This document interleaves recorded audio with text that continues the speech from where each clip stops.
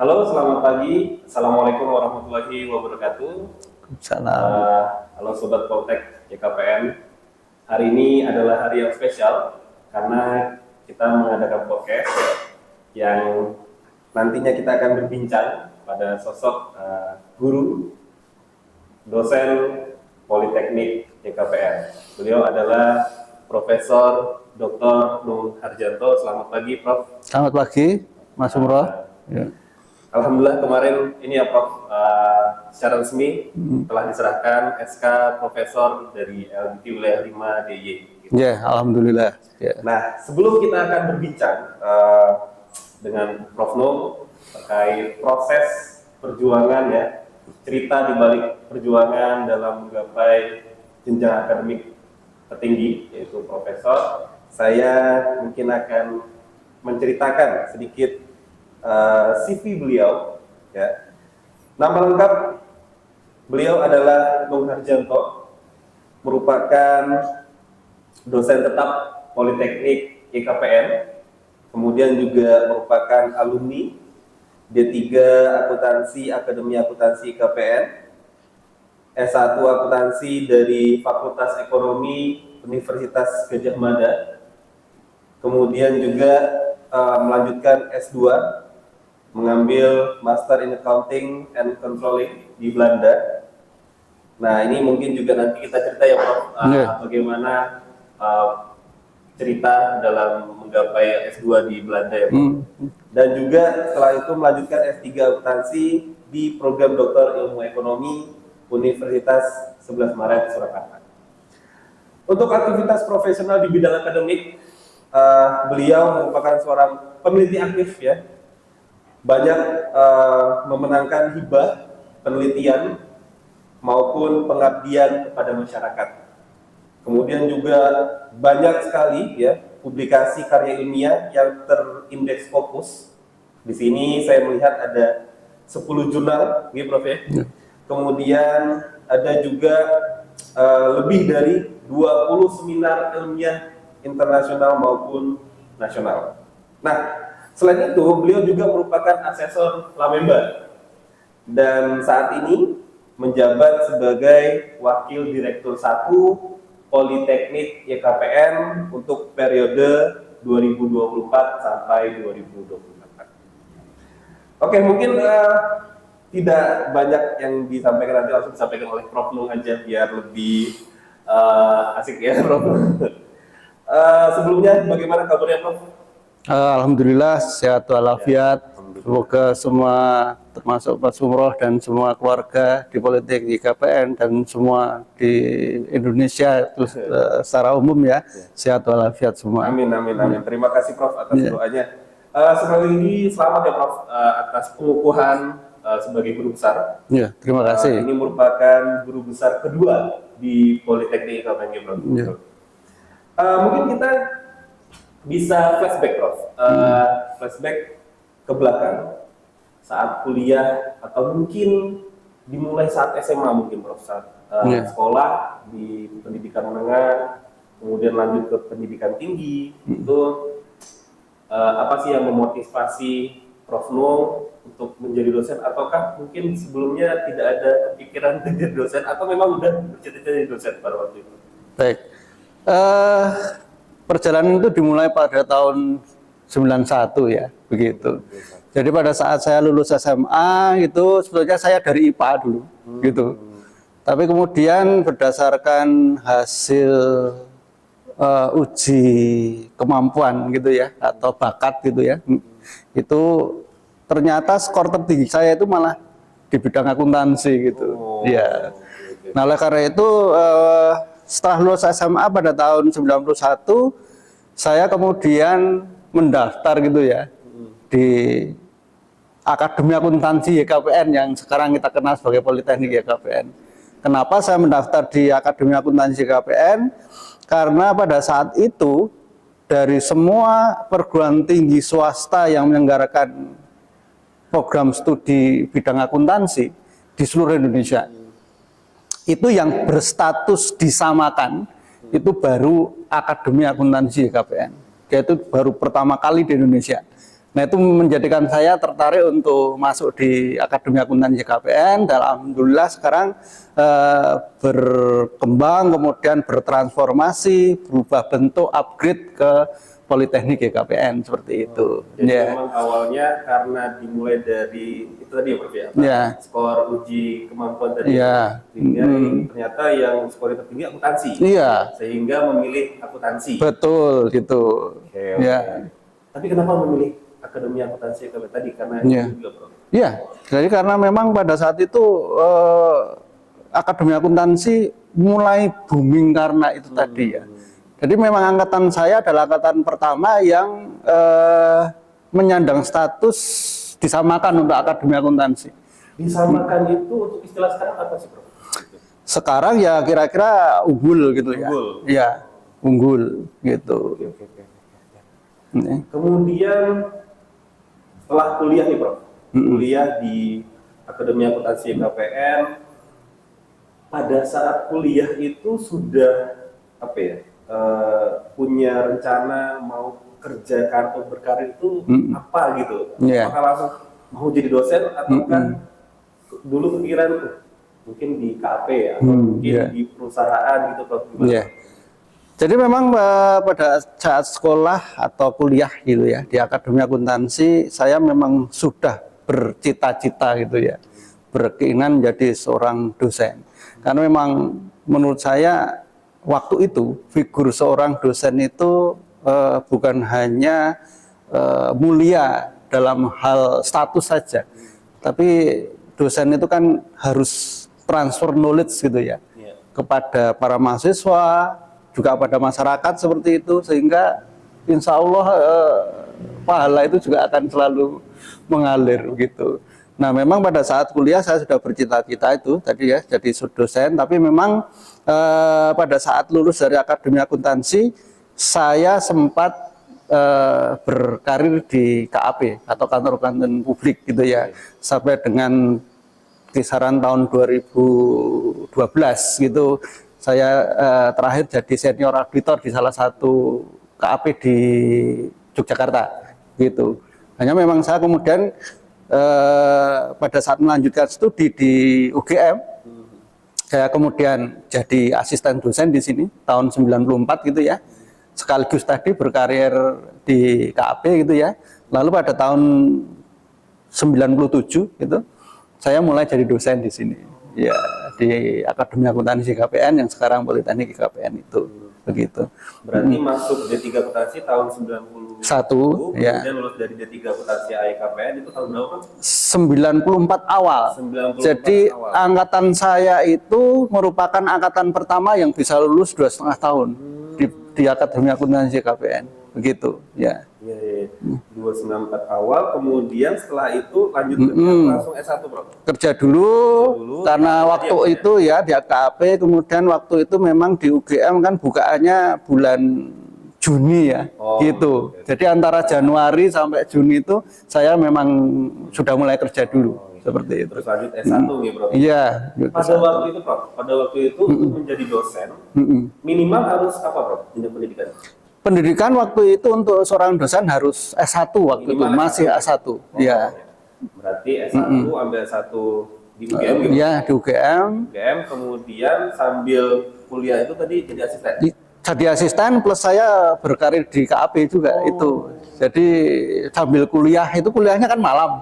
Ya, itu sudah mulai berkarir di KAP maupun kemudian jadi asisten dosen tahun 95 itu. Di gitu, sini, Bro? Ya, di Akademi Akuntansi KPN.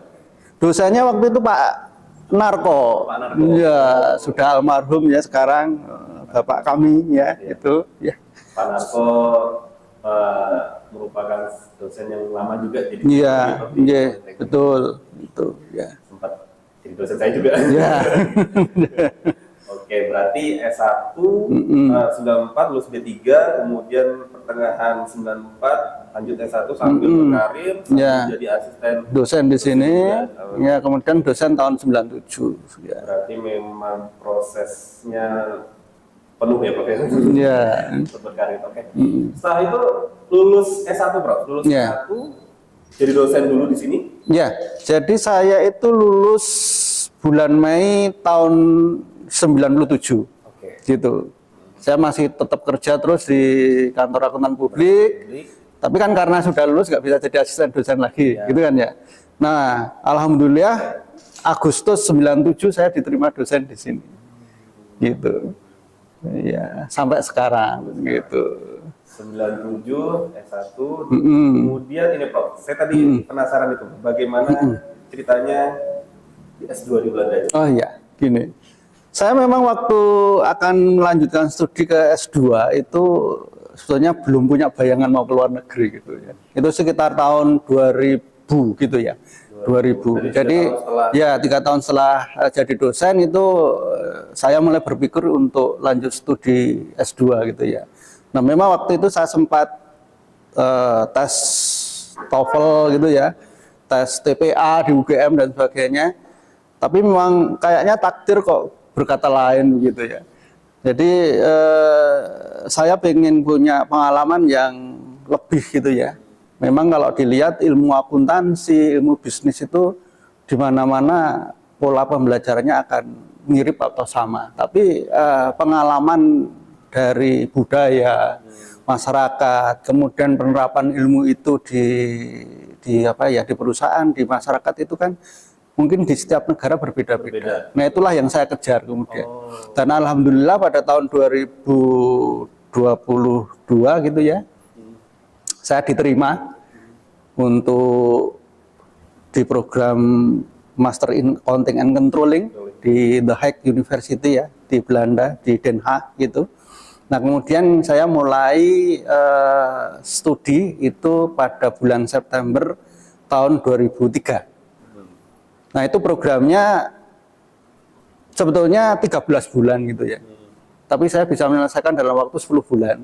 10. Ya, jadi pada Agustus 2004 gitu ya, saya sudah lulus gitu.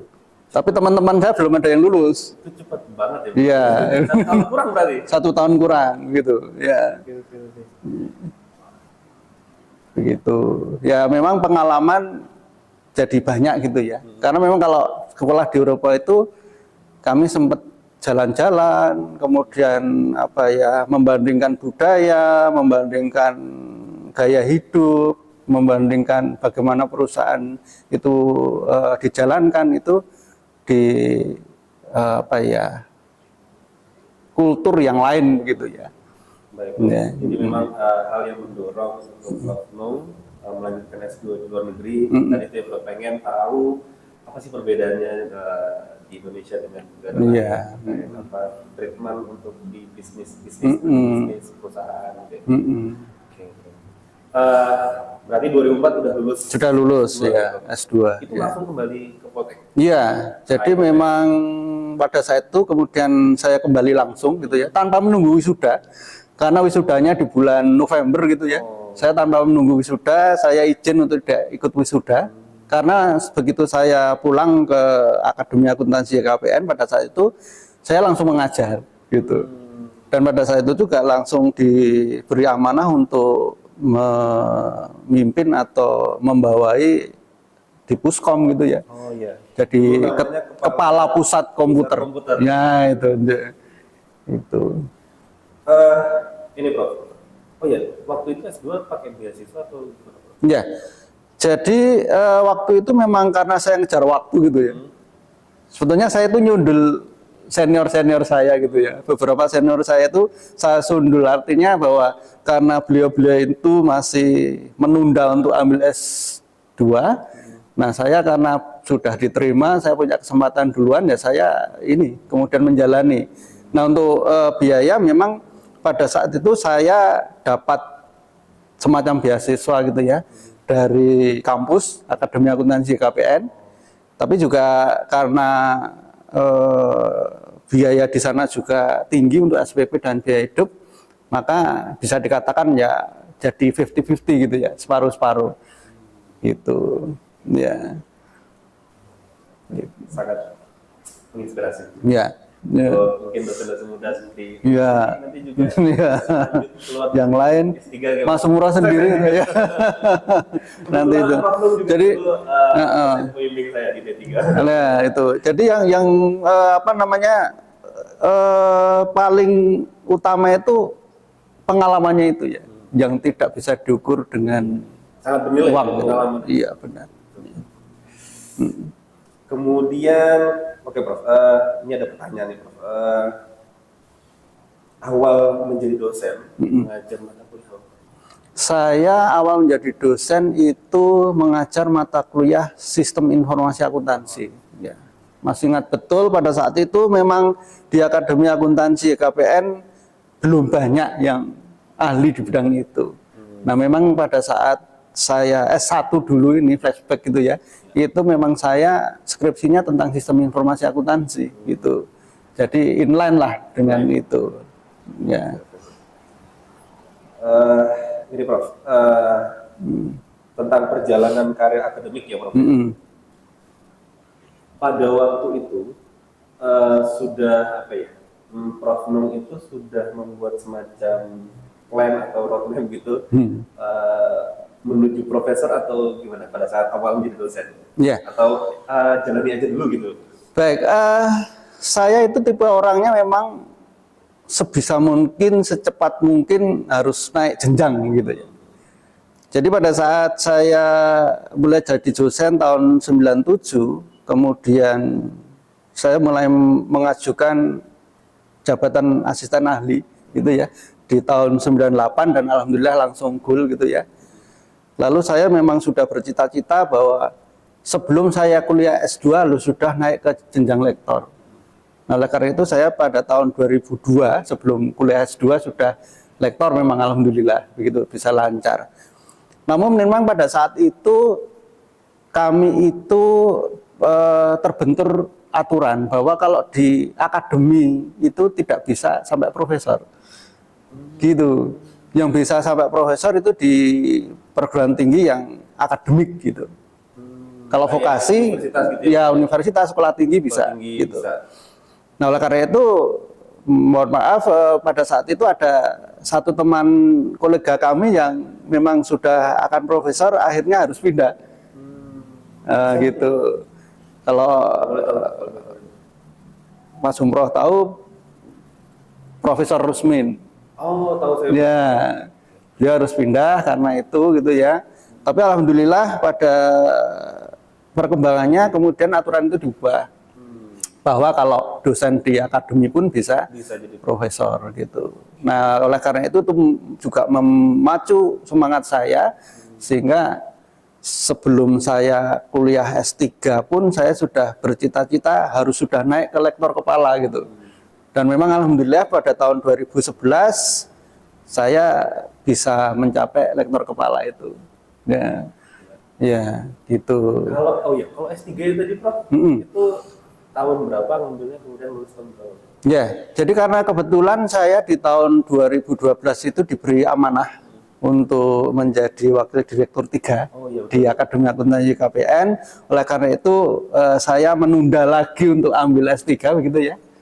Kemudian setelah berakhir masa jabatan itu di tahun 2016, saya memang memohon pada Akademi Akuntansi lah gitu ya. Pada saat itu direkturnya Pak Sururi gitu, pengganti Pak Budi Purwantoro Jati, untuk saya diberi kesempatan untuk akan kuliah S3 dulu. Oleh karena itu pada tahun 2017 saya mengambil S3 di akuntansi program Doktor Ilmu Ekonomi Universitas 11 Maret gitu ya. Kemudian tahun 2020 kena pandemi gitu ya. Tapi alhamdulillah bisa lancar-lancar saja. Sehingga awal 2024 saya bisa lulus dan alhamdulillah masih diperkenankan untuk menyandang predikat cum laude untuk di S3 di UNS. IP saya waktu itu 3,97. Wow. Gitu. hampir. Ya. Ya. 0,97. Ya, dan yang membanggakan lagi saya itu pada saat itu di UNS pada saat saya wisuda itu pertama kali offline wisudanya, tapi terbatas gitu ya, tidak boleh dari keluarga, dan yang menyerahkan langsung ijazah saya karena termasuk lulusan terbaik gitu ya, itu langsung Pak Rektor waktu itu ya. Kalau yang lain kan Pak Dekan gitu ya, ya gitu. Ya. Nah, mungkin FYI dulu ya Pak, untuk Ya. pemirsa kita mungkin ada yang juga bukan dari kalangan dosen. Iya. Jadi dosen itu ada jenjang akademiknya, mulai dari asisten ahli, Betul. kemudian Lektor, lektor kepala, dan kemudian tertinggi guru besar. Betul. Betul. Nah, tadi perjalanannya long, bagaimana mencapai dari asisten ahli, lektor kepala, Betul. dan profesor. Oke. Terima kasih Prof. Kemudian dari apa ya Prof? Dari jabatan akademik atau jenjang akademik itu yang dicapai dari asisten ahli, lektor kepala, profesor, syarat-syaratnya tuh ingat nggak Prof? Dulu itu yang sulit atau yang sulit itu bagian mana itu pada saat mencapai tiap-tiap jenjang akademik tadi? Ya. Nah, tentu saja sebetulnya dari semua bidang di Tridharma itu memang harus imbang gitu ya. Namun memang selama ini untuk seorang dosen itu yang dirasa berat adalah di bidang penelitian begitu ya. Dan semakin lama ternyata bahwa requirement atau persyaratan jenjang ke terutama lektor kepala dan profesor itu semakin susah begitu. Ini termasuk sebetulnya di tahap saya kemarin sudah mulai susah gitu ya. Di tahun atau di bawah tahun 2020 itu ya bisa dibilang masih lebih ringan dibanding setelah tahun 2020 gitu. Nah, kemarin itu memang lebih susah, kemudian mulai tahun 2026 ini tambah susah lagi begitu. Nah, tentunya untuk ini memenuhi requirement atau persyaratan yang di bidang penelitian. Iya. Prof. Susahnya itu Prof, mohon jelaskan lebih spesifik daripada yang Jadi untuk para Bapak Ibu dosen yang belum lektor kepala dan belum profesor gitu ya, memang di sistem untuk penilaian jabatan akademik baru itu setiap naik ke lektor kepala dan profesor itu dituntut agar penelitian yang kita publish di jurnal memang utamanya harus Scopus itu ya, itu harus inline atau sesuai dengan bidang dari kepakaran kita ya. Jadi itu kunci utama. Selain persyaratan dari Scopusnya harus Q2 gitu ya atau Q1. Jadi harus tadi sesuai dengan kepakaran kita. Termasuk jurnalnya itu juga harus sesuai dengan kepakaran kita. Maksudnya skop dari jurnal itu? Iya, skop dari jurnal itu kalau kita ada di bidang akuntansi ya di sana benar-benar tercantum bahwa indeks yang di SJR gitu-gitu ya, itu juga mencantumkan bahwa jurnal itu ada di bidang akuntansi juga gitu. Ya. Jadi itu kunci utamanya. Karena begitu itu menyimpang biasanya akan ditolak gitu. Nah, termasuk kalau requirement terbaru itu kan proses review dari jurnal itu harus layak. Jadi kalau misalnya kita publish walaupun di jurnal yang Q1 katakanlah gitu ya, tapi proses reviewnya itu hanya ini tata bahasanya saja gitu ya, yang diperhatikan biasanya akan ditolak juga. Jadi dari konten, isi, kemudian scope itu reviewnya harus benar-benar jelas gitu. Ya. Ini catatan penting ya, iya. Rekan-rekan teman-teman dosen yang mungkin bercita-cita menjadi lektor kepala dan guru besar itu harus inline ya. Betul ya. Memang harus itu syarat utama. Iya. Jangan penelitian itu asal jangan. Pokoknya saya pengen neliti ini, jangan. Ya. Tapi harus sesuai dengan kepakaran kita plus itu tadi jurnalnya harus milih yang sesuai dengan bidang kita juga. Betul. Okay. Ya. Itu cara penting untuk teman-teman dosen ya. Ya. Dan masih dikit gitu. Oke, Prof. Berarti berapa lama ya Prof? Dimulai dari dosen hingga mencapai guru besar itu butuh waktu berapa lama? Saya dosen pertama kali 97, kemudian kemarin 1 Januari 2026 ya, itu memperoleh SK itu, sehingga bisa dikatakan berapa itu berarti ya 28 tahunan ya. Iya. Lebih ya. Itu umur saya, Prof. Iya, benar. 97 sampai 2026 ya. Iya. Itu umur saya. Saya baru lahir, baru sekarang. Iya. Mas Umroh baru lahir, saya jadi dosen. Ya. Baik, saya Prof. Luar biasa, luar biasa, luar biasa. Kemudian ini Prof, hal positif apa yang diperoleh Prof Nung dari perjalanan meraih gelar profesor ini? Ya, jadi sebetulnya dari apa yang harus kita lakukan itu, yang utama itu bahwa kita mengerjakan sesuatu itu harus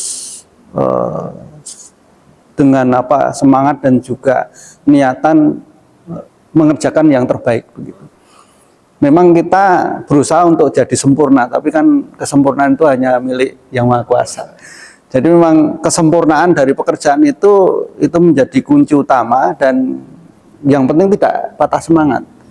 Jadi bukan berarti bahwa perjalanan hidup saya itu dalam tanda petik itu nggak pernah gagal gitu ya. Nah itu, tapi istilah gagal itu sebetulnya dari sudut pandang kita gitu kan.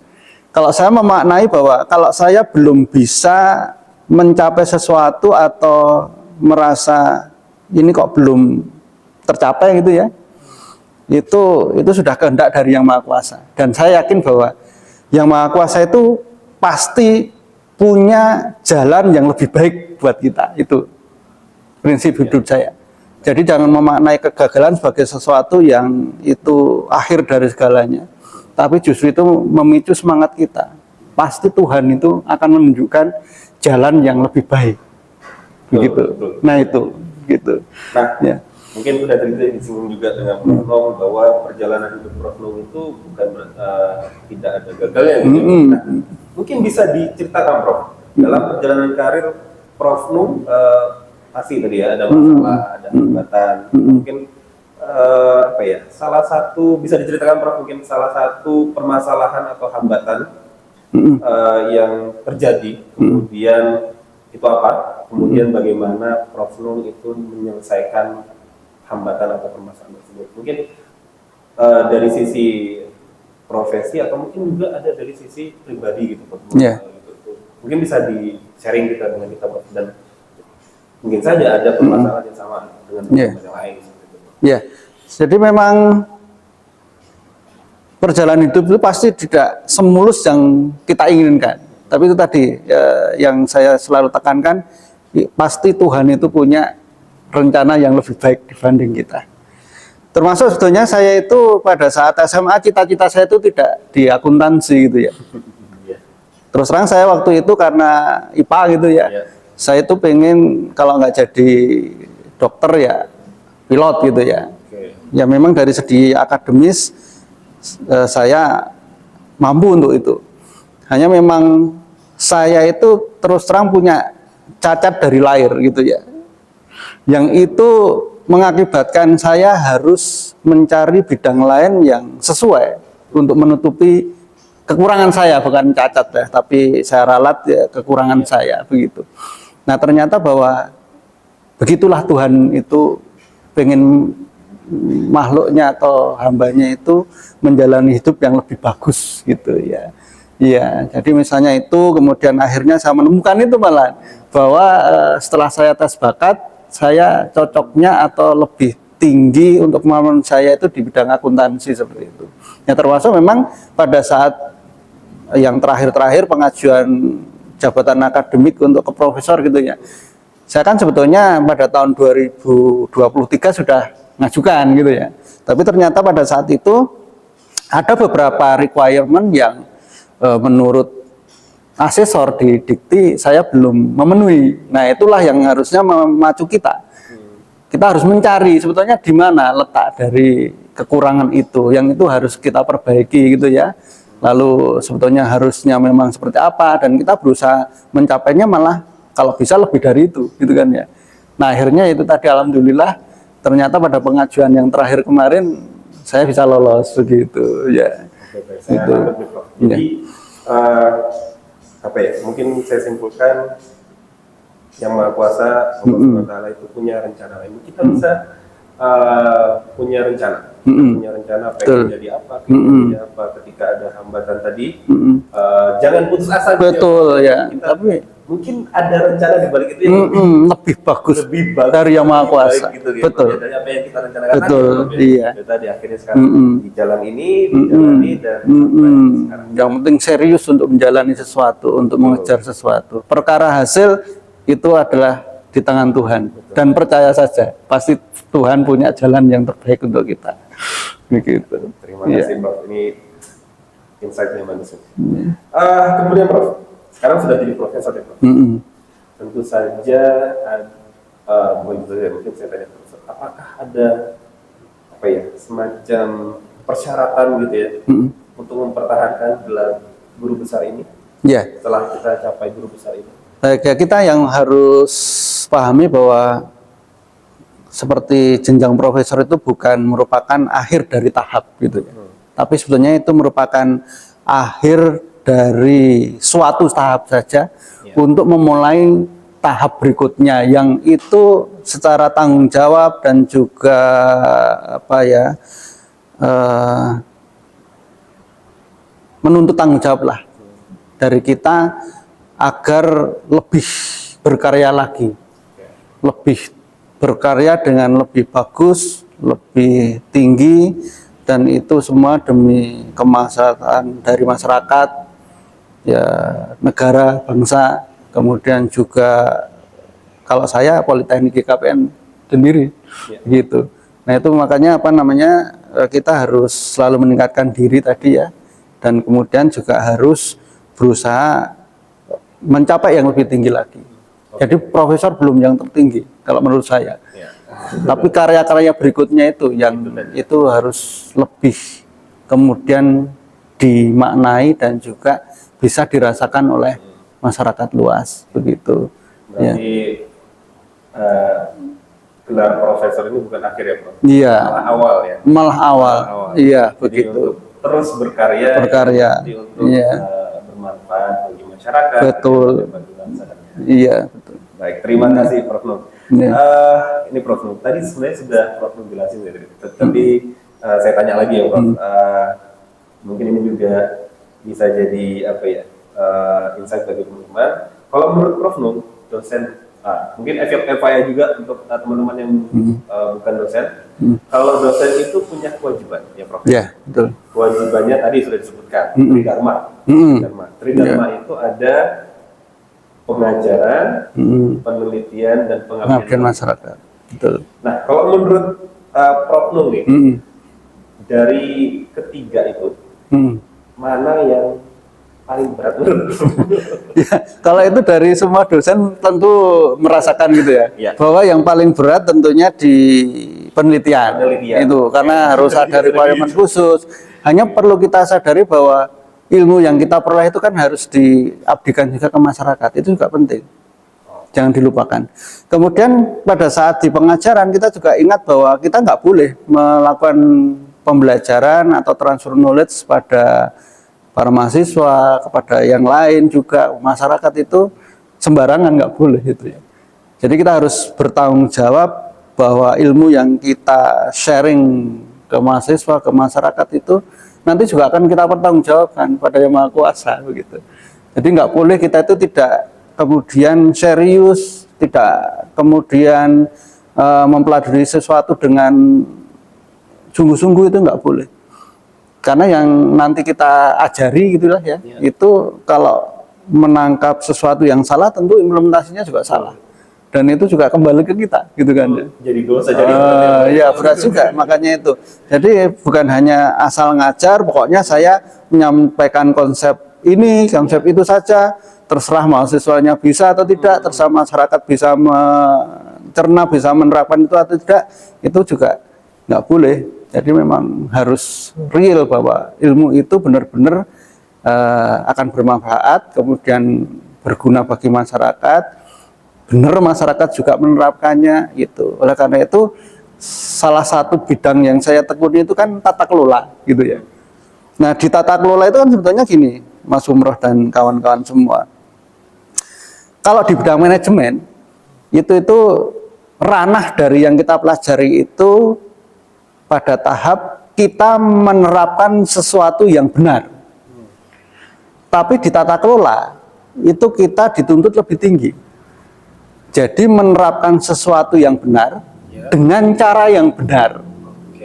Nah itu yang juga perlu kita maknai, baik itu di kehidupan sehari-hari maupun di pekerjaan kita.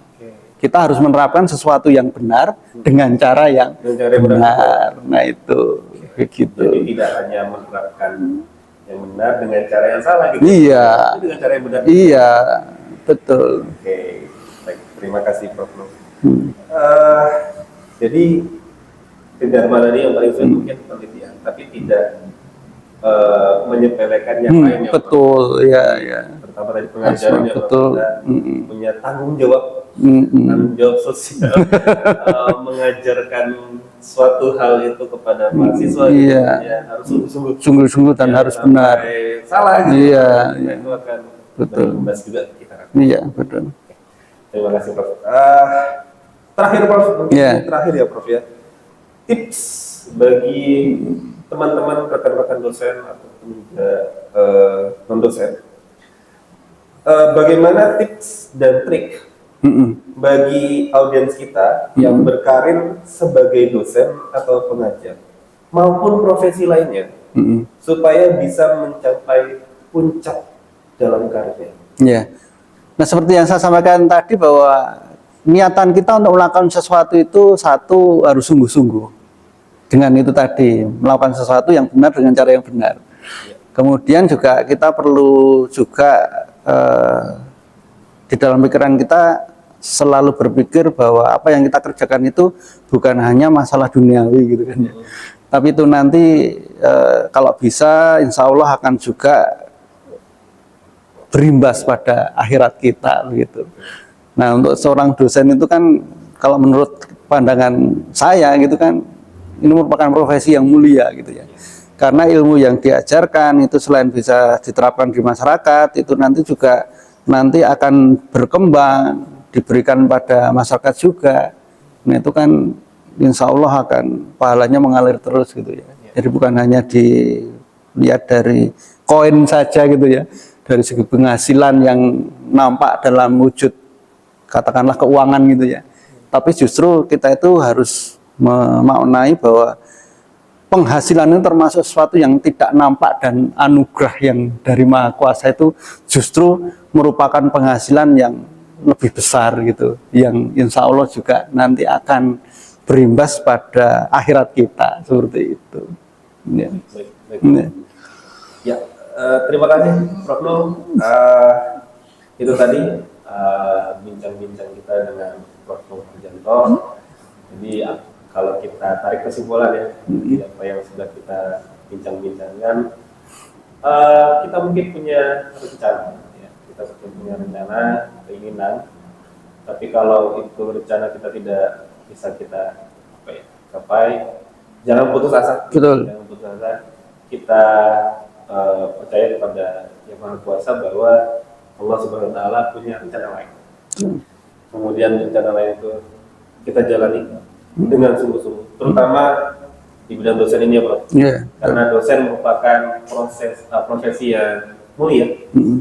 Jadi jalani dengan sungguh-sungguh, jangan menyepelekan gitu. Betul. Karena nanti apa yang akan kita berikan kepada mahasiswa, kepada masyarakat itu juga akan balik kepada kita. Iya, betul. Terima kasih atas sharingnya Prof. Atas sharing, inspirasi, motivasi ini sangat bermanfaat untuk kita. Semoga nanti audiens, para teman-teman dosen juga yang menonton ini bisa mendapatkan insight, ya, manfaat. Mungkin cukup Ya. podcast kita pada hari ini, Prof. Ya, terima kasih Terima juga. kasih. Terima kasih juga, Prof. Ini sudah Ya, sama-sama. menerima undangan kita. Ya. Saya Muhammad Umroh, saya cukupkan pada hari ini. Selamat pagi. Wassalamualaikum warahmatullahi wabarakatuh. Waalaikumsalam warahmatullahi wabarakatuh. Sehat semua selalu ya. Sampai jumpa kembali di Amin, lain waktu. amin, amin, amin. Oke. Ya. Oke ya. Ya.